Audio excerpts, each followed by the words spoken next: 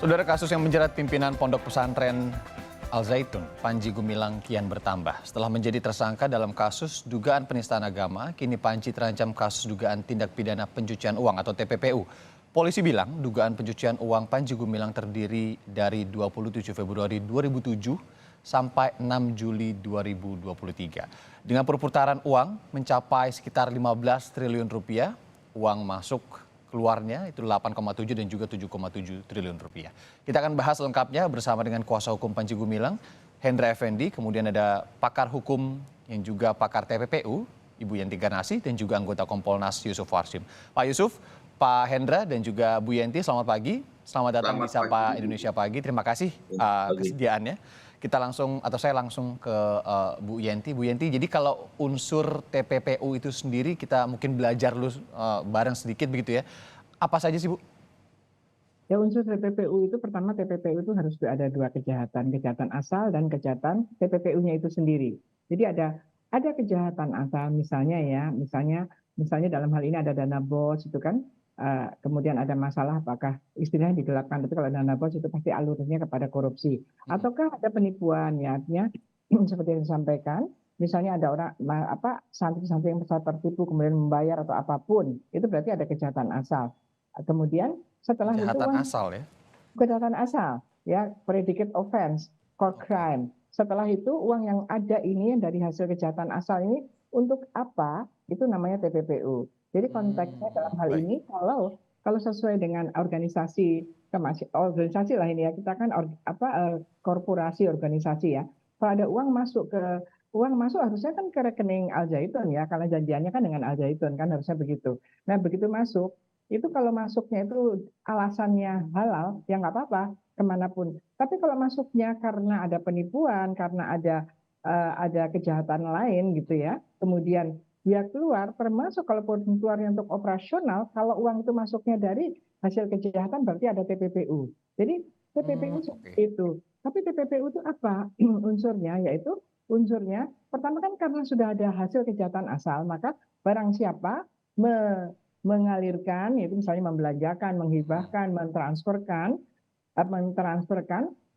harta kekayaan dari kejahatan asal tadi, kan gitu ya, yang diketahuinya atau patut diduganya memang berasal dari kejahatan asal, dan kejahatan asal itu sesuai dengan pasal 2 ayat 1 ya. Kemudian tujuannya apa sih? Tujuan itu adalah unsur subjektif ya, unsur di dalam hatinya pelaku itu, yaitu tujuan untuk menyembunyikan atau menyamarkan bahwa uang yang untuk membeli tanah misalnya itu dari hasil kejahatan asal. Itu tujuannya itu memang untuk itu, sehingga uang yang masuk itu harus segera keluar digunakan untuk apapun gitu.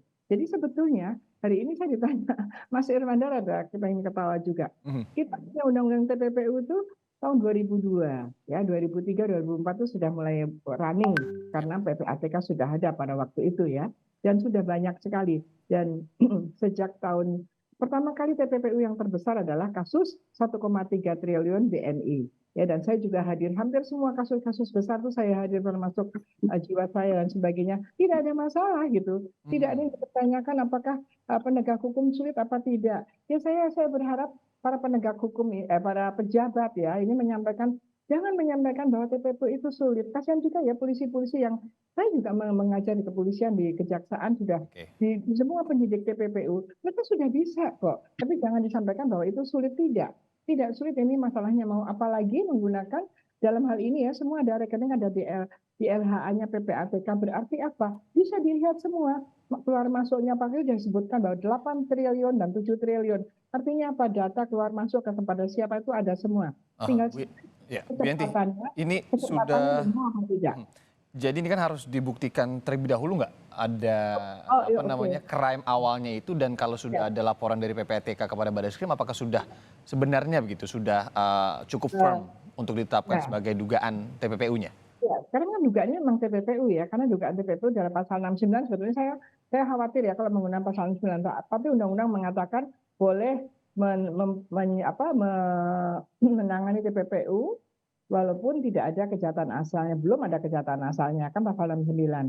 Kemudian kita dialogkan itu sejak tahun 2010 oke bolehnya hanya di penyidikan aja, tapi ketika mau tahap 2 harus sudah ada kejahatan asalnya. Karena menurut saya juga tidak adil.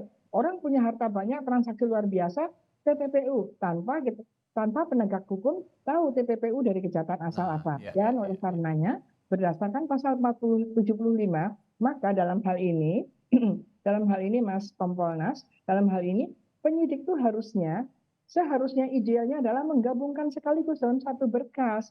Bapak Hmm, pengacara sudah tahu itu. Karena beberapa kali itu dipisah. Saya kata tidak tega dengan pelaku tindak pidana yang sudah menjalani, TPPU-nya baru naik. Itu secara oke. psikologis kan kasihan. Ya itu nggak bagus. Jadi langsung antara kejahatan asal dan TPPU. Kalau ini kan masalah mencari strategi mengumpulkan bukti-bukti silahkan saja. Tapi nanti kalau sudah pemberkasan, tersangkanya harus disangkakan dua kejahatan sekaligus Mhm, gitu. mhm. Nanti kita proses pendalaman di dalam penyidikan sampai dengan nanti limpah ke tahap 2. Itu sudah sangat clear dan polisi-polisi yang baik ya yang mau itu sudah sangat bisa gitu ya. Penyidik-penyidik itu termasuk penyidik pajak, bea cukai di mana saya semua sebagai wijaiswara di sana. Itu sudah sangat jelas ya. Jadi mohonlah pejabat-pejabat negara yang apa ya yang memang menjadi center of ya dari negara ini kalau mengatakan ini sulit itu yaitu membuat kita tidak semangat apalagi dengan bukti-bukti atau datanya itu hampir semuanya ya mungkin ada juga yang tidak melalui bank tapi kalau melalui bank itu sangat mudah bahkan kripto pun bisa kita kejar dan itu bisa dan negara-negara lain lebih maju lagi mudah sekali polisi Indonesia harusnya bisa, asal disemangati bukan dikatakan Oke, malah ini itu menarik ya. sulit.